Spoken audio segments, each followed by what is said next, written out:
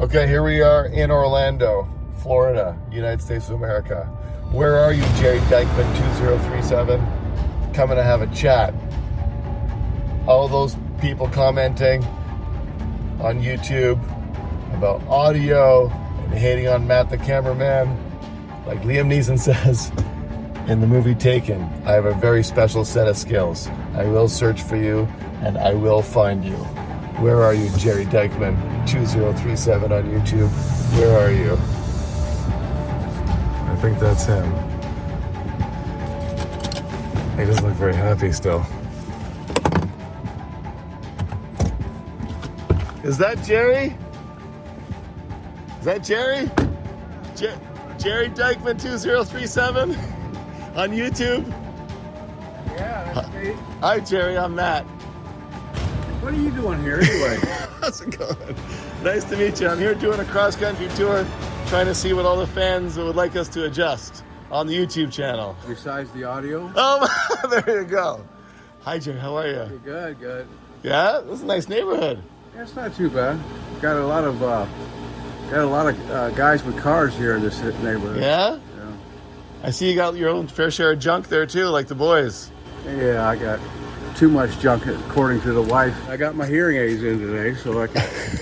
The problem is with the audio on the show is of course it was you. Yeah, making all the noise, and I couldn't hear everybody else. Yeah, well, I think one thing is that we are making the guys now, so that it's not just because we started off with GoPros to see how it would go. So I have this little rig, and then when I would talk, I'm right near the microphone, right? So that doesn't work, right? And obviously, we want to make the experience as best as possible. So yeah. That's pretty much it. I mean, yeah, we're working towards, fixing it all up. But yeah, do you have any other comments or suggestions? Here, now's the time. I'm here. I came all the way from Canada. Came all the way from Canada just to see me? Yeah, sure. We'll say that. No, Okay. I was at Disney with my wife and kids. Okay, now that makes sense. That makes sense now. I thought you came over here to harp on me for... No, yelling at you. No, God, no. We all have it's all in good fun there on the Russ Bros channel and Russ Valley with Mike. But I thought Mike would get a kick out of this. Yeah, well, I've been following Mike for a long time, and I didn't realize who you were until I started checking up on it. Everybody's bad mouthing Matt. So. I wasn't in that gang. I was just talking about the audio. No, I know. And anyway, you've got a background. I do. I've put my time in. Yeah, and it's what's funny is all my favorite shows. I come to find out you're involved with it. Oh, you watch Highway Through Hell and Heavy Rescue, and yeah. Well, I didn't watch the Heavy Rescue. I watched the. What's the other one? The backyard. Back Road Truckers. Yeah. Oh yes, that's one of my favorites. Is it? Yeah. Oh, Mike, what do we say about that? Hey, Michael, Back Road Truck, because that's like a big competition between Russ Valley and Back Road. They're a lot better than Russ Valley. Oh, I love you. Yeah, I like Jerry. Yeah, I like Jerry. Oh yeah. Here we are with Jerry Dykeman 2037 from YouTube, one of our dear fans, beloved fans, and who's left a variety of comments, which I don't blame him for. We are working on the audio and everything like that, but we're about to call Mike and do a quick hello and a little Q&A with Jerry. Here's, I'm trying to get Mike on here. Okay, sounds good. Mike who? Mike Hall, King Dingus. Michael. Why are you smiling? I can wipe that smile right off your face. Hey, Mike. Hey. Yes. How you doing, man? I am so glad to meet you. I am Glad to meet you too, sir. I'm a #1 fan down here in Florida. You guys got better weather than we do. It must be nice. Yeah, Matt's in shorts and short sleeves and no hair. I got enough hair for all of us. That's right. And I love you guys. I just got to talking with Matt, and we ended up becoming friends. And who you be friends with? You gotta watch that guy. He's French. Is he French? Oh, I didn't know that. So I didn't know that. Oh man, I'm in trouble. So Mike, I'm doing against Steph's wishes, because she's like, "What are you doing? You're gonna go get shot." So this is Jerry Dykeman 2037 from YouTube, who has left comments about audio on the channel. Yeah, I as you can see, I have hearing aids, and when I'm listening to it, and I have the hearing aids running through my phone, all I can hear is this guy. It just in my brain loud, and then I'm trying to listen to you, and I can't hear you. But everybody says, well, Mike doesn't have anything good to say. No. Well, now we've got mics. We've actually got like independent mics now. So Oh man, don't show me that. Hey, you don't want Avery to show you his. Yeah, what? No, I don't think so. There ain't no telling where Avery's got his at. That's for sure. But but you wouldn't want to go fishing for it anyway. no, not with my no. Anyway, I've been following you guys, and it's like you're like a brother to me, and I don't really know you, but I know you. I mean, a lot of the things that you do and say is right. I mean, we grew up in the same time period. I'm only 39. I don't know how old you are, but You must have done a lot of good drugs. yeah, I've been married for a while. That's what did it, you know. Me too, 40 years. But anyway, my wife is stepping out of the room to see if, no, she doesn't want to go on camera. She says, no way, Jose. But you can see, anyway, is Mike on here? Say hi to Mike. Yeah. Hi, Mike. Hello. How's it going? Good. How's BC this time of year? Actually, it's amazingly warm. We're like almost above freezing, and it should be minus 20. So global warming is real up here. Okay.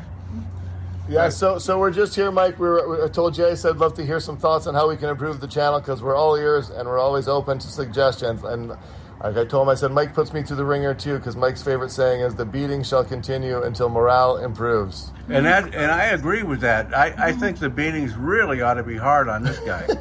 This guy here, you know. But anyway, as far as the show goes, I think the YouTube channel's going really good. I've watched every one of your episodes over and over and over. I can tell you what's going to happen next and who's going to say what next. And I drive my wife crazy, but she says that she's a fan now too. But the only other negative thing I can say is I'm tired of looking at tail. And you know what tail I'm talking about? You mean Avery? Yes. We don't call it tail, we call it whale. Oh, okay. I didn't want to say anything, other than, but y'all need to chip in and buy that boy some suspenders or something. Hey, my mom before she passed said the same thing. She says, you tell Avery it's just not right that those young girls have to look at that disgusting. Yeah, there you go. And I ain't a young girl, but no, Avery's a good guy. Everybody's there. Matt, I think he's doing a good thing. I really do. And I love the fact that you guys, you don't have a casted, what do you call it? Like scripted. Oh yeah, that's not. That it's just, it's just you guys hanging out. I love it.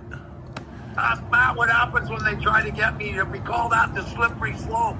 Ask Matt what happens when they try to lead me down the slippery slope. They get told where to go. Yes, Mike doesn't get very happy, and his words are not pleasant.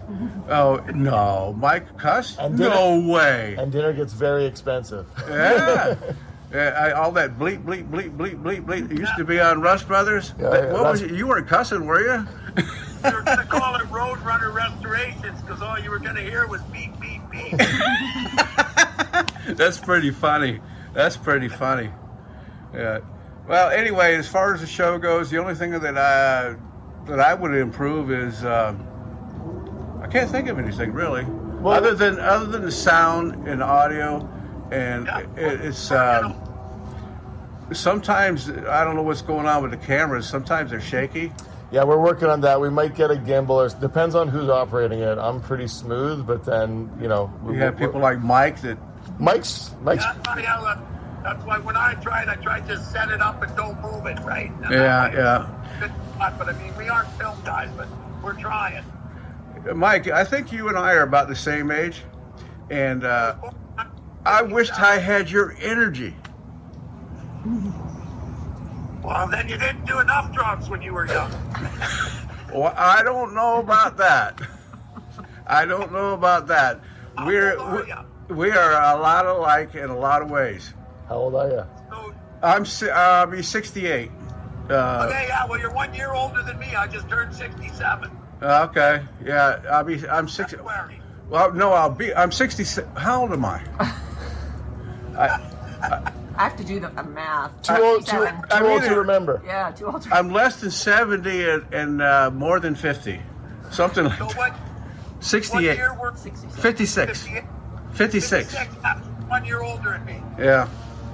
But yeah, we grew up at the same time and probably experienced a lot of the same things growing up. I can't say I was an angel. You can tell by his shirt, Mike. You Growing can. up in the 60s and 70s, especially when you're wearing a Led Zeppelin t-shirt. Yeah. It's great to finally meet you. I've always wanted to come up there, but you know how things are. Economy is not that great, and I'm retired and I'm living on a pension or a Social Security. It's not what it should be. If Mike was here, he'd be like, "Well, what do you? That's a beautiful pool you got here. Pretty good pension." Well, we worked hard for this. We bought this house for a little nothing when we bought it, and we've worked on it over the years. It's great here. But we're the poor folks in our neighborhood. Well, geez, I'm living in a goddamn bus. Yeah, what's the deal with that? Why are you living in a bus? Because that way I can't put any more junk in it, Okay. where I'm gonna have to put you. right? I got houses, I got properties, but I'd rather live in the bus and be in the dog, because otherwise then I don't have to clean it either. His wife just said that she's put him in a bus now too, based on that statement. Oh, you're gonna put me in a bus, dear? Bonnie. But anyway, I do have junk rooms, but they're not car parts. But I've had a lot of cars over the years. Probably my favorite was my 68 GTO or my 77 F100 Ranger. Had a 400 in it. I used to have a lot of fun with that car. It's a sleeper, that truck. Yeah. But the truck I really like is that one that you built with a 429 big block in it. Oh, that 65 Ford short box fleet side. Yeah, that you still got that thing? Cool. I regret selling that one. Yeah, that was a fun truck, man. That was a fun truck. You can't keep them all though. I mean, I went from 600, I'm down to 100. You're down to 100. You're back up to 100. You mean? Okay, on Rush Valley, I see the trains a lot. You show the trains on the shooting. Is that why? Because you have a railroad history, or? Well, I started working on the railroad when I was a kid at 18. We do all the slope stabilization work for CN Rail. Yeah. All across the city. So I've got 10 guys that work for CN basically year-round for the last 10 years. I mean, where our shop is the CP Rail. Like we only have two major railroads here. We have Canadian Pacific and Canadian National. So CP runs 30 trains a day through our valley. Oh, that's why it is. They just happen to be there. But slope stabilization and Mike's contract is the reason why he's accumulated so many cars over the last 40 years. Right, Mike, basically? When your job security is the railroads and gravity, it's pretty good job security. And Mike, and also because Mike was traveling all over BC and Alberta, whenever he'd go do a contract or something, what would he be doing on his down day? Looking for cars. Yeah. I can see that, yeah. He probably took a big old trailer up there and the trailer, we loaded them into the back of dump trucks and hauled them home. I can see that, man. I can see that. I can see you doing that. With the We're actually, did Matt tell you we're supposed to be driving from Toronto to Vegas here in about 2.5 weeks? Yeah. well, We're bringing empty. I thought you guys were going from BC to Toronto. First. Oh, and then you're driving. Straight to Vegas. I got one piece of advice for you, Mike. Yeah. No speeding. Avery will No. record it. Anyway, it was a pleasure meeting you. Just our wiring guys here. There's no such thing as a Sunday in this shop, so I got to get to work. Hey, I really appreciate you taking the time and talking to me. I'm a big fan. Thank you much. Okay, take care. God bless. You too. Be safe. God bless you too and your wife, sir. Yes, sir. Take care, buddy. Bye, Mike. Take care. Okay, bye, Mike. I'll see you in a couple of days, Michael. We'll sum it up as we're going to work on, for sure, on bettering the audio. We are trying to figure out ways to stabilize the filming. Bad Chad and Jolene do a really good job. Do you know Bad Chad and Jolene out of Halifax? No, I've seen Jolene holding the camera. Yeah. I didn't know who she was. Yeah, so Bad Chad is a car restorer in Halifax. He's got a huge YouTube. The little guy that was helping the sand and polishing the Chevelle. No, that's another guy from Calgary. No, this Bad Chad is his own YouTube channel in Eastern Canada. He was on Discovery for 2 years. He did the Green Goblin custom stuff. He's got hundreds and hundreds of thousands of followers. But I talk with his wife about ways to better the channel. And they have it down. Okay. My problem is we didn't want to do mics at first. We wanted to see how everything would go with a simple setup with a GoPro, and also limiting how much media management, because at the end of the day on the TV show, we have people dedicated to dumping the audio from the camera to a hard drive and then backing it up, and then it gets sent to my office, and then they process it, and then it gets put into the server, and then it gets sent to the editors. Well, here it's a much more simpler setup. The GoPro at night when they're done filming, the way it is now with technology, they plug it in, and the GoPro knows to upload it automatically to the cloud, and my office can grab it. So we're just trying to reduce the number of the amount of effort it takes to process everything, because it is a YouTube channel and we're just starting out. But now as we're growing and we proved that it could be something, now we're going to invest some money into some cameras, some gimbal, maybe a gimbal. But also the thing is, when I Mike and Avery, it's not like they're just in a shop doing some process. They move like no one else, right? So their mics are on the show. We have a dedicated sound guy on Rust Valley. So because their mics are dropping constantly, and they're always monitored. We have an audio guy that monitors, right? So halfway through the day, if I'm not monitored, if I don't have a sound guy, I'll see the mic dangling by Mike's feet. So then we don't have audio, right? Because Mike is a maniac, and Avery is too. They're underneath cars and they're driving It's true that Mike has. It's amazing the energy that he has. Yeah, it's so that's why I was like, oh, it's too many moving parts. We're just going to do the GoPro and see how it goes. Obviously, some of that works well, but then some of it doesn't. So now we're going to make adjustments and suck it up a little bit and add the mics. Also, if it's Mike and Avery or Mike and Blair, and we have a third or fourth person, the GoPro or the camera setups don't usually allow for 4 audio channels individually, because that's what I need to separate the audio. So that we have clear audio. Because if it's mono and the channels are over each other, well, if Mike and Blair are talking over each other, it'll just be muddy. Yeah. So that stuff like that we think about. So, but now that we have a bit of a flow, we have Avery's channel going, and then we have probably 8 other channels that we're building, from Big Donnie's to Dale Christensen's to ProTech Diesel. These diesel guys out of Kamloops that are amazing. This couple out of Kelowna that do tuner and JDM stuff.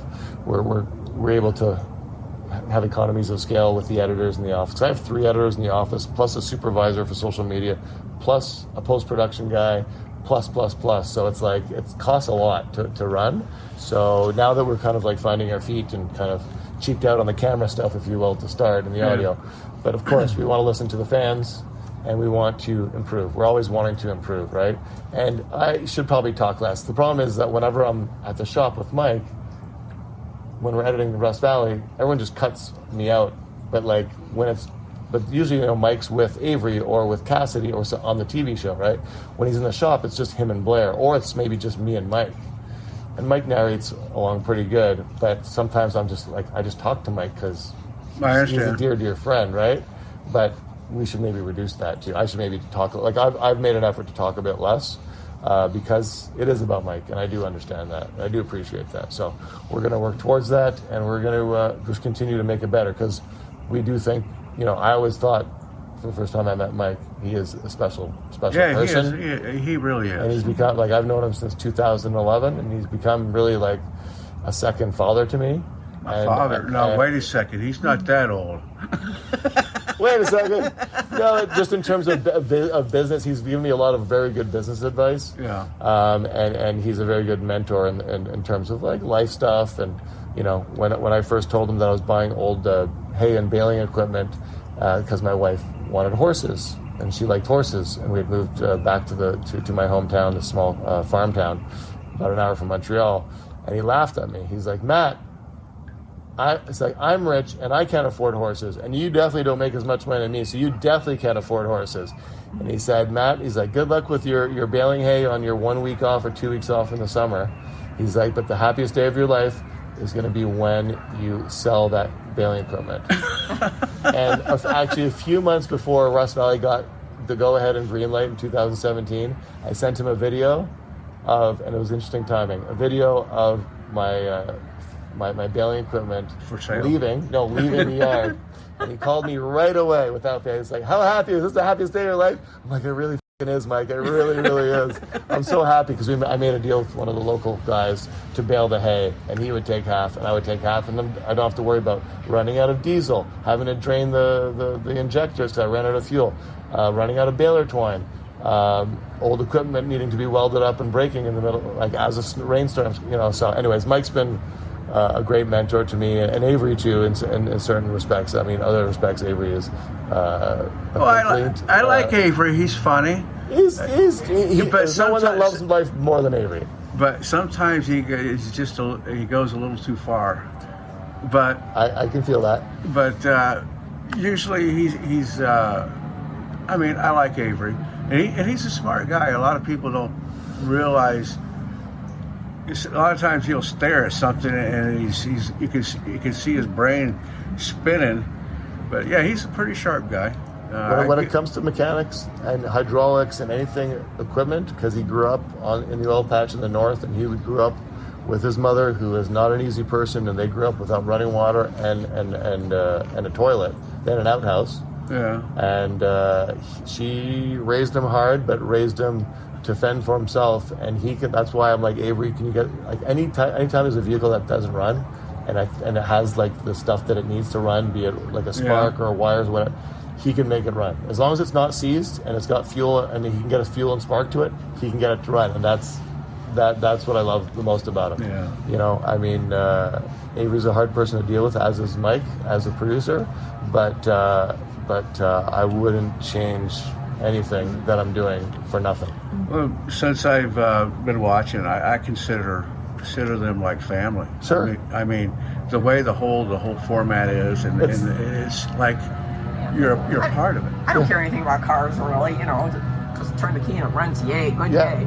But that interpersonal relationship they all have, and even if they argue, I mean, they're all helping each other out all the time. Yes, and they get frustrated with each other, but it's like they really are family and best friends, and it's not scripted. It's not like, I mean, we have a plan at the start of the year of like what cars he wants to restore, and we go through it, but then we just let her go and follow, right? Because it is almost like when we did 12 episodes for the Canadian version, season 2 and 3. That was almost 12, 14 months we filmed. That's for any type of documentary reality show for car stuff is unheard of. So we've always made the commitment to pour all the money from the show into the show, all the budget, because a lot of producers, like some other shows we discussed earlier, which we won't mention. Oh yeah, they don't. Popeye, right? Yeah, you don't. Yeah, exactly. They don't show like the what happens after the deal, or even like what happens to the car, or even restoration. Mike actually restores all those cars, and it is a grind, and it is some late nights, and there is some cussing and there's some frustration, but at the end of the day, we've touched a lot of people around the world, and that's what makes, we're super proud of that. Yeah, all around the world. I mean, I see it's amazing. Hungary, Russia, Brazil, India, everywhere. Everywhere. 170 countries. Even the U.S. Even the mighty United States of America. God bless her. But yeah, I'm gonna head back to the pool and go see the family. But Jerry, thank you so much, awesome, honestly, man, for your input. It was really a pleasure to meet you. Yeah. And Bonnie, you too, and having me over and not shooting me. Yeah. As my wife was. I was waiting till after it was filmed. Bonnie, get the gun. Okay, awesome. So as Mike says, those that have should give. Peace, love, and joy to all, and peace out. Thank you so much, Jerry. Yeah, thank you.